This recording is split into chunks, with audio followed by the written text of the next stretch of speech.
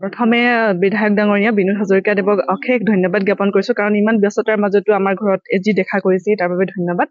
তাৰ লগতে মই অসম চৰকাৰকো এই চগতে ধন্যবাদ জ্ঞাপন কৰিছোঁ, আৰু খুব কম সময়ৰ ভিতৰতে যিটো পৰীক্ষাটো অনুষ্ঠিত কৰি আমাক ৰিজাল্টটো দিছে, এই চেগতে মই অসম চৰকাৰকো ধন্যবাদ জ্ঞাপন কৰিছোঁ। কেনেদৰে পঢ়া-শুনা কৰা হৈছে? আচলতে পঢ়া শুনা বুলি ক'বলৈ গ'লে আমাৰ যিটো 3টা পৰ্যায়ত পৰীক্ষাবিলাক অনুষ্ঠিত কৰা হয়, গতিকে 3টা পৰ্যায়ৰ কাৰণে মই 3 ধৰণে মই প্ৰিপেৰেশ্যন ষ্টাৰ্ট কৰিছিলোঁ, আৰু নিয়মীয়াকৈ পঢ়ি গৈছিলোঁ, আৰু সদায় মই যিখিনি নিউজ এনালিচিছে হওক সেইখিনি ফ'ল' কৰিছিলোঁ। বাকী চিলেবাছ ৱাইজ মই পঢ়িবলৈ যত্ন কৰিছিলোঁ।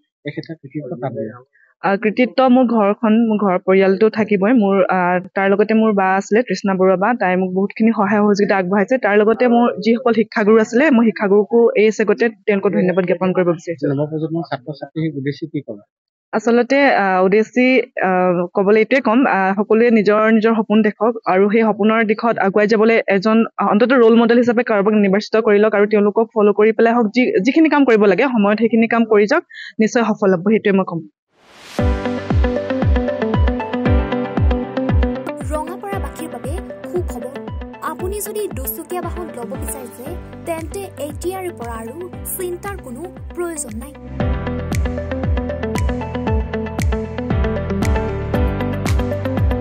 আপুনিও আহিব পাৰে DBP এছ'চিয়েটৰ বাজাজ টু হুইলাৰ ডিলাৰ।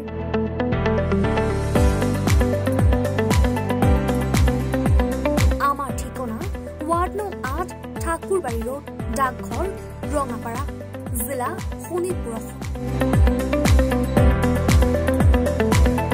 আমাৰ যোগাযোগৰ নম্বৰ 9435707133 9707967285285।